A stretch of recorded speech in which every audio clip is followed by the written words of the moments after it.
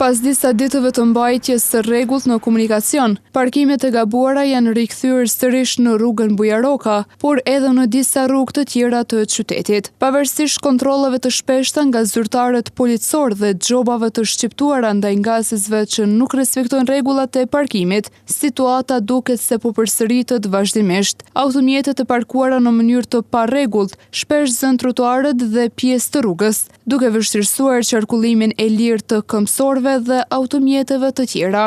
Në disa raste, këmbësorët detyrohen të ecin në rrugë, çka rrit rrezikun për aksidente dhe krijon pasiguri në komunikacion. Nga ana tjetër, autoritetet e rendit kanë bërë të ditur se kontrollet do të vazhdojnë edhe në ditët në vijim dhe se ndaj çdo shkelje do të merren masa ndëshkuese, me qëllim që të vendoset rregulli në komunikacion dhe të garantohet siguria për të gjithë pjesëmarrësit në trafik.